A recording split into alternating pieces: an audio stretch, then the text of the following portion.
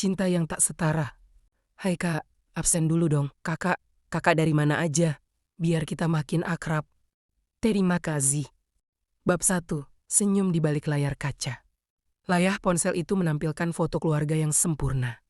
Ridwan, dengan setelan jas pejabat yang rapi, merangkul pinggang Natasha yang anggun dalam balutan kebaya modern. Di depan mereka, Harun kecil tertawa lebar sambil memegang piala lomba mewarnai. Caption keluarga adalah pelabuhan terakhir. Terima kasih istriku, Roba Natasha, putri, yang selalu setia mendukung setiap langkah pengabdianku pada negeri. Komentar netizen membanjiri unggahan itu. Couple goals banget. Pak Ridwan dan Bu Natasha panutan. Istri pejabat paling humble, nggak pernah ada gosip miring. Natasha menghela napas panjang, meletakkan ponselnya di atas meja rias yang dingin. Ia menatap pantulan dirinya di cermin. Riasan tipisnya tidak bisa menyembunyikan kelelahan di matanya. Jiluah Komar suara tawa Ridwan terdengar saat ia berbicara di telepon suara, yang biasanya dipuja rakyat sebagai suara. Pemimpin yang karismatik harus tetap terlihat baik. Demi karier Mas Ridwan, demi masa depan Harun, bisiknya pada diri sendiri. Tiba-tiba pintu terbuka. Ridwan masuk sambil melonggarkan dasinya.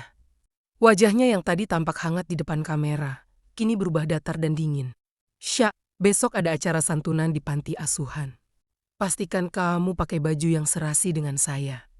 Dan jangan lupa, posting foto kita sedang bercengkerama dengan anak yatim itu. Perintah Ridwan tanpa menatap mata istrinya. Mas, besok Harun ada janji periksa ke dokter gigi. Bisakah kita tunda sebentar? Tanya Natasha lembut. Hijiwang berdecak kesal. Kamu kan tahu jadwal saya padat. Batalkan saja dokternya. Penampilan kita besok jauh lebih penting. Kita harus tetap menjaga image keluarga harmonis ini. Mengerti? Natasha terjiung. Ia teringat pesan singkat yang tak sengaja ia lihat di ponsel suaminya. Tadi pagi dari nomor tanpa nama. Anak kita kangen, kapan mampir ke apartemen.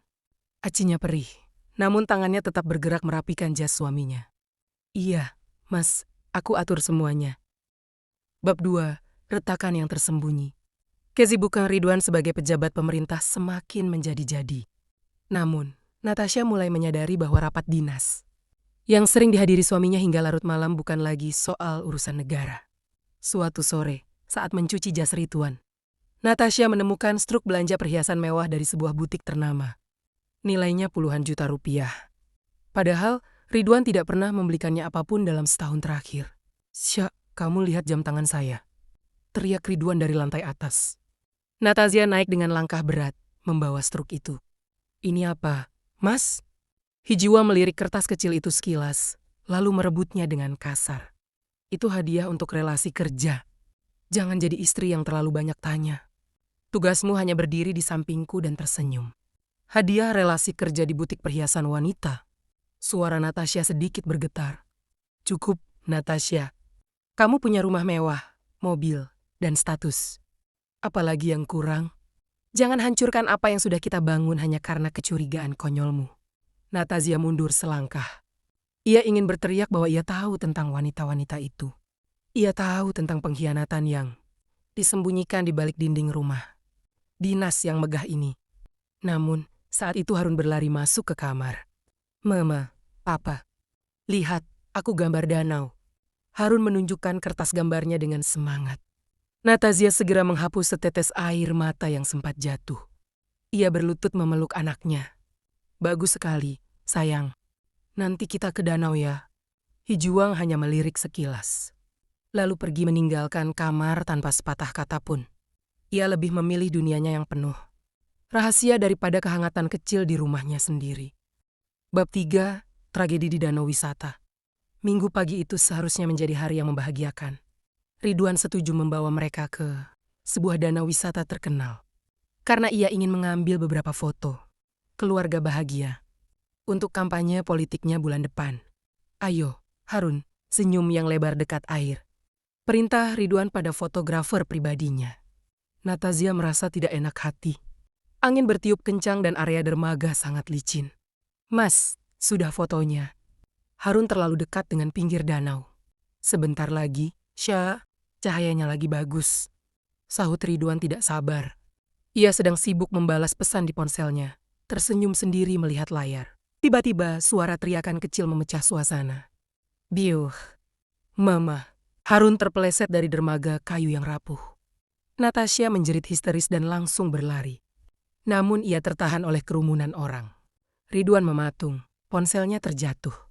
Petugas penyelamat segera melompat ke air. Natasha bersimpuh di pinggir danau, merapalkan doa dengan napas tersengal. 10 menit berlalu yang terasa seperti selamanya. Ketika tubuh kecil Harun diangkat ke daratan, wajahnya sudah pucat pasi. Natasha memeluk tubuh dingin itu, meraung memanggil nama anaknya. Di sampingnya Ridwan tampak terguncang. Namun hal pertama yang ia katakan kepada asistennya adalah, pastikan tidak ada wartawan yang mengambil foto kejadian ini. Jangan sampai karir saya hancur karena dianggap lalai menjaga anak. Dunia Natasha runtuh.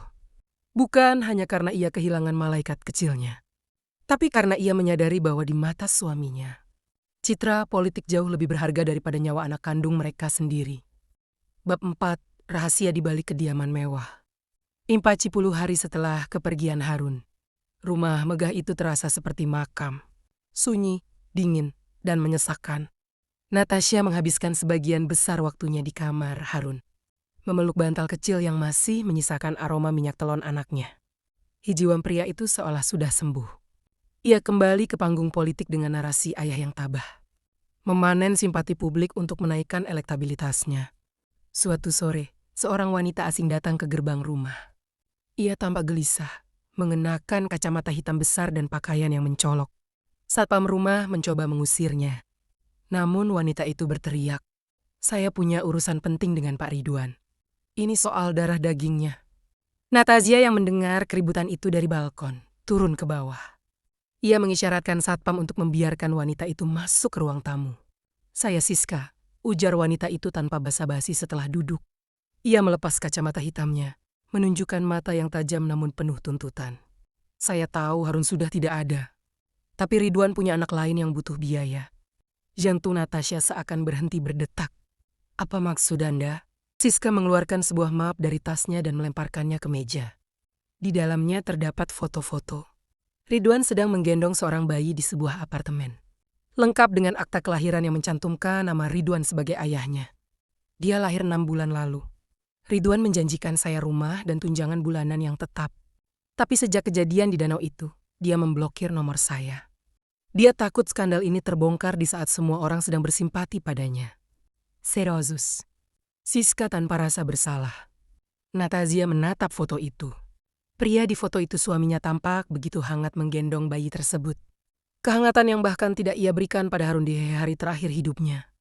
"Anda wanita panggilan, bukan?" tanya Natasha dengan suara yang sangat tenang. Meski tangannya di bawah meja terkepal hingga kukunya memutih, Siska tersenyum sinis. "Status saya tidak penting. Yang penting adalah anak ini punya hak. Jika Ridwan tidak mau membayar, saya akan bicara ke media. Saya tahu kalian sangat menjaga image keluarga sempurna, kan?" Pintu depan terbuka. Ridwan melangkah masuk dengan wajah ceria setelah pulang dari kantor. Namun, keceriaannya seketika menguap saat melihat Siska duduk di ruang tamunya. "Siska, sedang apa kamu di sini?" Bentaki Hijiwang wajahnya pucat pasi. Natasha berdiri, memegang map itu dengan tangan yang gemetar hebat. Dia tidak perlu menjawab, "Mas, aku sudah tahu semuanya. Jadi ini alasan kamu sering lembur? Untuk menemani keluarga keduamu." "Syah, ini tidak seperti yang kamu lihat. Ini jebakan." Ridwan mencoba mendekat, namun Natasha mundur dengan tatapan jijik. "Jebakan yang membuahkan anak, Mas. Berapa banyak lagi wanita seperti dia? Berapa banyak rahasia yang kamu simpan di balik jas pejabatmu yang rapi ini?" Hijiwan terpojaki. Ia menatap Siska dengan penuh amarah. Lalu kembali menatap istrinya dengan sorot mata mengancam. "Diam kamu, Natasha. Masuk ke kamar. Kita bicarakan ini secara internal. Jangan sampai suara kamu terdengar keluar." Di detik itu, sesuatu dalam diri Natasha patah. Kesabarannya yang selama ini seluas samudera, akhirnya mencapai tepiannya. Bab 5, Senjata di Balik Kesabaran. Malam itu, setelah Siska pergi dengan ancaman yang masih menggantung di udara, rumah dinas itu menjadi saksi bisu kemarahan Ridwan. Pria itu melempar vas bunga ke lantai. Hancur berkeping-keping sama seperti hati Natasha. Kamu seharusnya mengusir perempuan itu, bukan malah mendengarkannya. Bentaki Hijiweng. Ia berdiri di tengah ruangan. Masih dengan kemeja kerjanya. Namun wibawanya telah hilang. Berganti dengan sosok monster yang egois. Natasha hanya menatap kepingan vas itu. Yang harusnya kamu khawatirkan bukan kehadirannya. Mas, tapi perbuatanmu sendiri. Kamu mengkhianatiku saat aku sedang berjuang membesarkan. Harun, kamu bermain api saat anakmu sendiri butuh perhatian. Ayahnya, Hijiwan tertawa sinis. Tawa yang terdengar sangat asing bagi Natasha. Jangan sok suci. Kamu menikmati semua fasilitas ini, kan? Mobil, tas bermerek, kehormatan sebagai istri pejabat. Itu semua karena namaku. Kalau skandal ini meledak, kamu juga yang rugi. Kamu akan jadi janda tanpa harta. Aku lebih baik tidak punya apa-apa daripada punya suami sepertimu. Jawab. Natasha dingin. Setelah perdebatan itu, Ridwan mengunci diri di ruang kerja. Natasha masuk ke kamarnya, namun ia tidak menangis. Air matanya sudah habis di pemakaman Harun. Ia membuka laptopnya. Tangannya bergerak cepat. Selama bertahun-tahun, ia memegang semua akses akun keuangan keluarga karena Ridwan terlalu malas mengurus hal administratif. Natasha mulai mengunduh mutasi rekening. Ia menemukan aliran dana. Rutin ketiga rekening berbeda. Dengan nama wanita yang berbeda pula. Ada pembayaran apartemen, cicilan mobil mewah. Bahkan biaya persalinan di rumah sakit kelas atas setahun yang lalu. 1, 2, 3, Natasha berbisik saat menghitung jumlah wanita yang dibiayai suaminya. Ternyata bukan hanya Siska. Kizokeng adingnya. Natasha mengunjungi seorang sahabat lama yang bekerja sebagai detektif swasta. Seorang pria bernama Tulus. Yang dulu pernah menaruh hati padanya sebelum ia memilih menikah dengan Ridwan. Aku butuh bukti foto, rekaman, dan saksi untuk semua wanita ini. Lus, ujar Natasha di sebuah kafe terpencil. Tulus menatap Natasha dengan iba. Sya, kamu tahu ini akan menghancurkan karya Ridwan sepenuhnya. Dia bisa dipecat dan masuk penjara jika ada indikasi korupsi untuk membiayai wanita-wanita ini.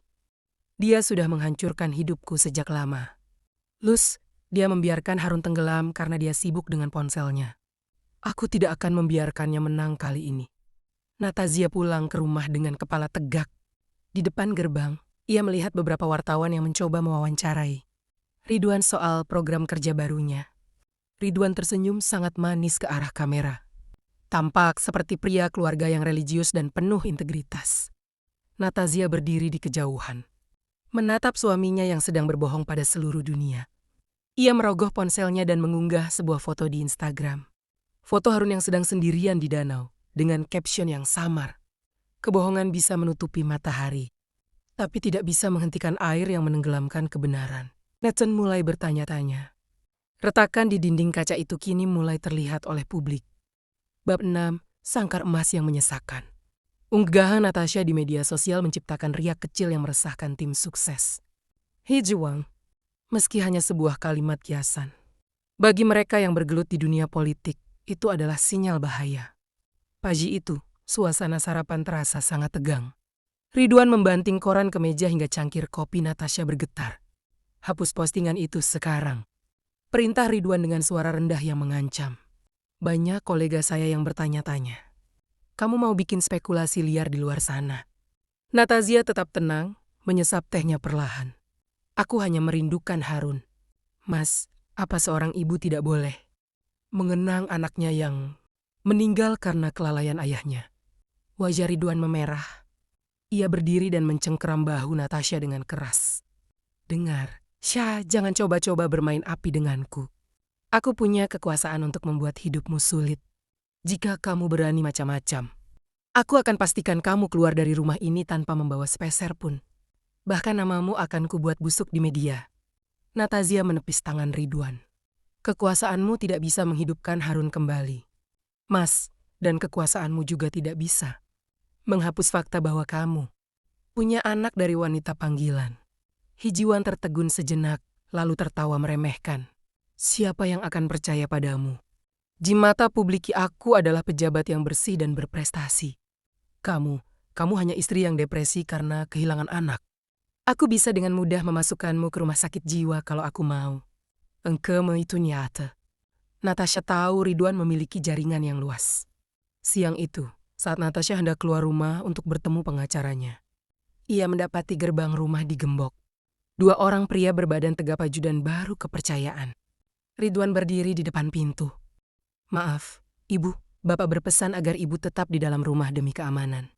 Ibu sendiri, ujar salah satu ajudan dengan nada dingin. Saya tahanan di rumah, saya sendiri. Natasha bertanya dengan suara bergetar. Ini demi kebaikan Ibu, jawab mereka singkat. Natasha kembali ke dalam, jantungnya berdegup kencang. Ridwan mulai menggunakan tangan besinya untuk membungkamnya. Namun, Ridwan lupa satu hal. Natasha adalah orang yang selama ini mengelola jadwal dan berkas-berkas penting di perpustakaan pribadinya. Ia masuk ke ruang kerja Ridwan yang terkunci, menggunakan kunci cadangan yang ia sembunyikan di balik bingkai foto keluarga. Di sana, di dalam brankas kecil yang kodenya adalah tanggal pernikahan.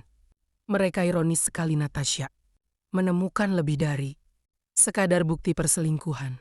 Ia menemukan buku catatan kecil berisi daftar setoran dari beberapa kontraktor proyek pemerintah. Ridwan tidak hanya berselingkuh dari istrinya, tapi juga mengkhianati negara. Kamu ingin bermain kotor, Mas? Mari kita lihat siapa yang akan bertahan. Bisik Natasha sambil memotret setiap halaman buku itu dengan ponselnya. Tiba-tiba ia mendengar suara mobil Ridwan memasuki halaman. Dengan terburu-buru, Natasha mengembalikan buku itu dan keluar dari ruang kerja tepat saat. Ridwan melangkah masuk ke lorong. Sedang apa kamu di sini? Tanya Ridwan curiga. Natasha mengatur napasnya. Aku hanya ingin mengambil album foto Harun, tapi pintunya terkunci. Hijiwa menatapnya tajam, mencoba mencari kebohongan di mata istrinya. Namun Natasha kini telah menjadi aktris yang sama hebatnya dengan suaminya. Ia telah belajar dari ahlinya. Bab 7, pelarian dan gugatan terbuka. Natasha sadar ia tidak punya banyak waktu. Ridwan mulai memperketat penjagaan. Bahkan asisten rumah tangga dilarang berbicara dengannya. Namun, Ridwan meremehkan satu hal.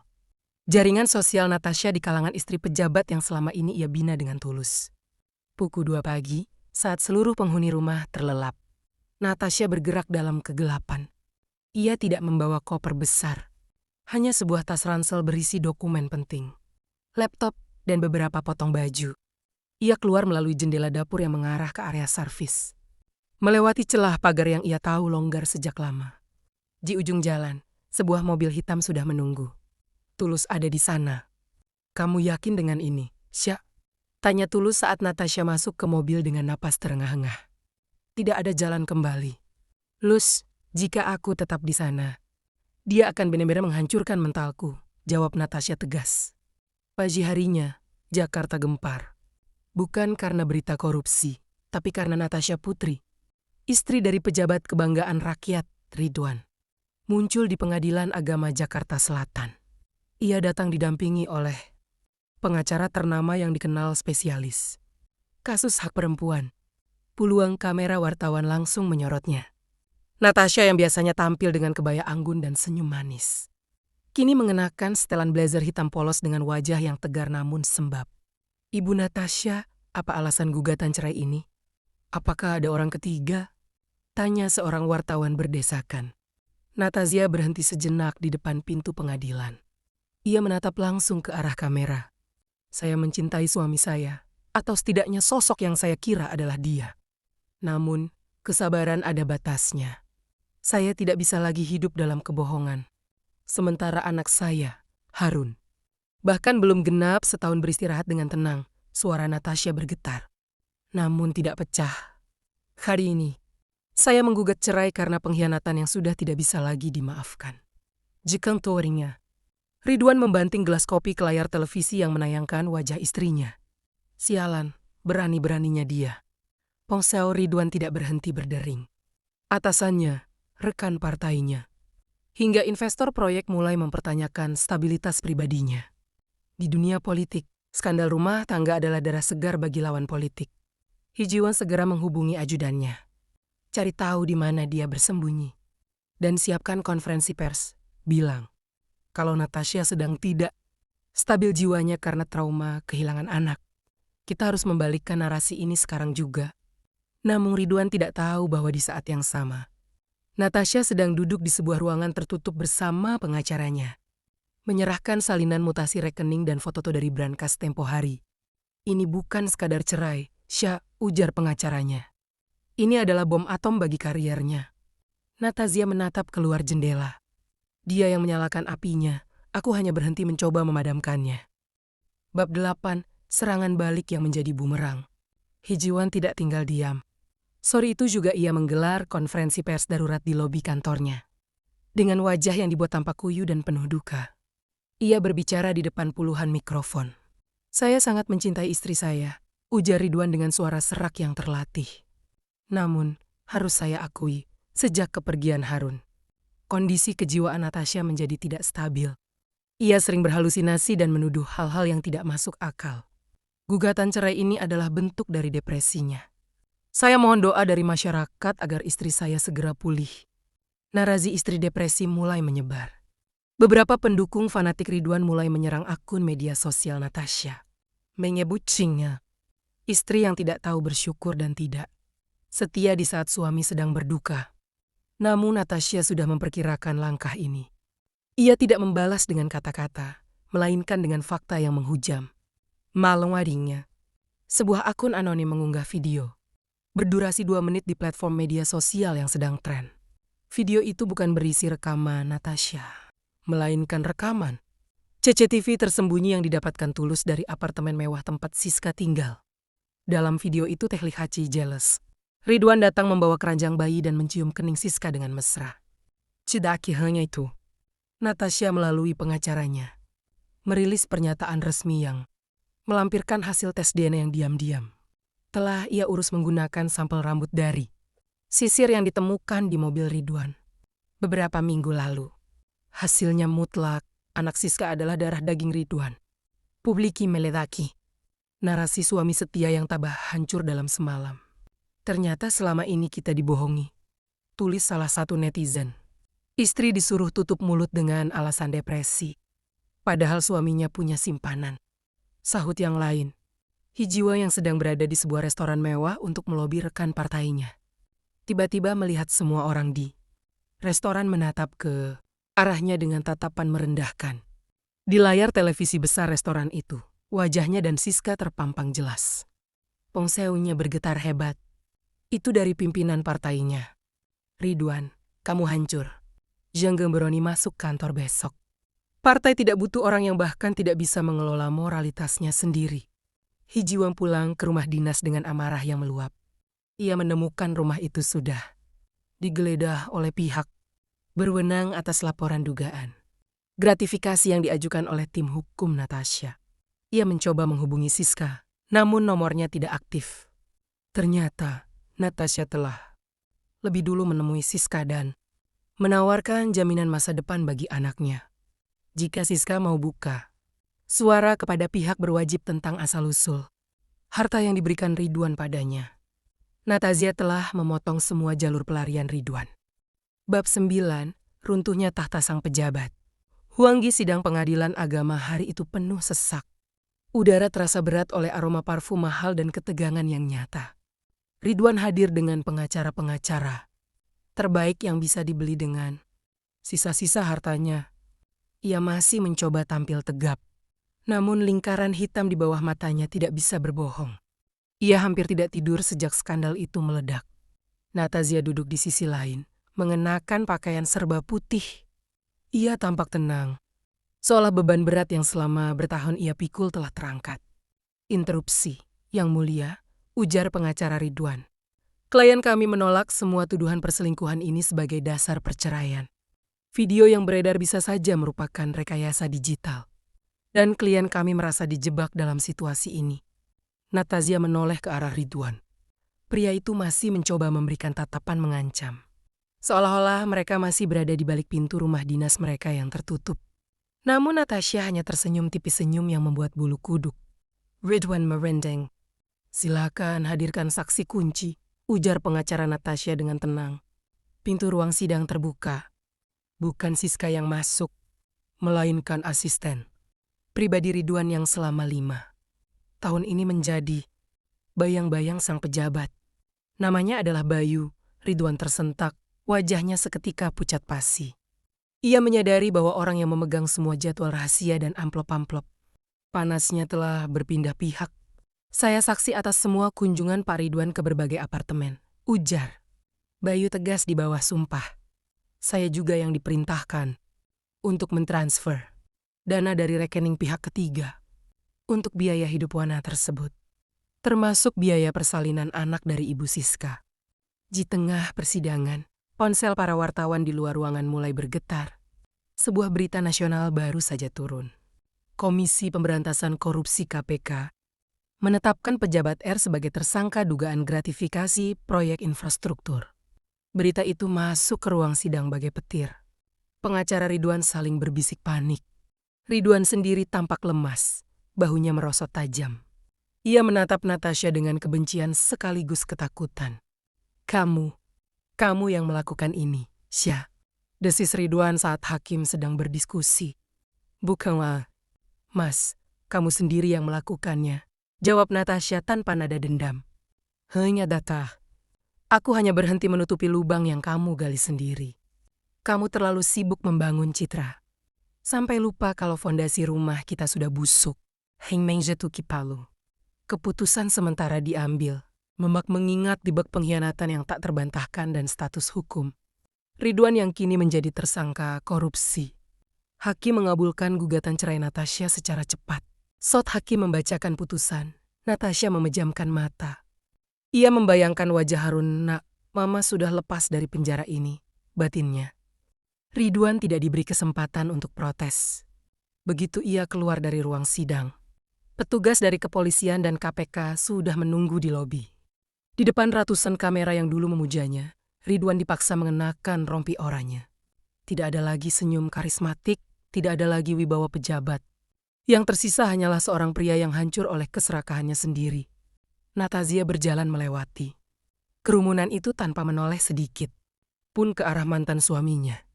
Ia terus melangkah menuju mobil, menuju kehidupan yang benar-benar baru. Bab 10, Fajar Baru di Tepi Danau. Setahun telah berlalu sejak ketukan palu hakim mengakhiri mimpi buruk Natasha. Nama Ridwan kini hanya muncul di kolom berita kriminal. Sebagai mantan pejabat yang divonis belasan tahun penjara akibat kasus korupsi dan pencucian uang. Harta benda mereka yang dulu dibanggakan telah disita negara. Namun bagi Natasha, kehilangan kemewahan itu terasa seperti melepaskan rantai yang selama ini membelenggu lehernya. Natasha kini tinggal di sebuah kota kecil yang tenang, jauh dari hikak ibu kota. Ia membuka sebuah yayasan kecil untuk anak-anak kurang mampu, yang ia beri nama Rumah Harun. Pagi itu, mentari bersinar lembut. Natasha berdiri di pinggir danau yang berbeda dari danau tempat tragedi itu terjadi. Danau ini tenang, airnya jernih dan tidak ada kamera wartawan yang mengintai. Ibu Natasha, lihat, aku bisa menggambar kapal. Teriak seorang anak kecil dari yayasannya. Berlari menghampiri sambil memamerkan kertas gambarnya. Natasha tersenyum tulus. Senyum yang kini mencapai matanya. Bagus sekali, Nak, nanti kita warnai bersama, ya? Tulus berjalan mendekat, membawa 2 cangkir kopi hangat. Pria itu tetap setia di sisi Natasha, bukan sebagai pelarian, melainkan sebagai sahabat yang memberi ruang bagi Natasha untuk sembuh. Kamu terlihat jauh lebih muda sekarang, Syah, ujar Tulus sambil menyerahkan kopi. Natasha terkekeh pelan. Mungkin karena aku tidak perlu lagi memakai topeng setiap kali keluar rumah. Tidak ada lagi rahasia yang harus dijaga. Tidak ada lagi kebohongan yang harus dirangkai. Ia menatap langit biru.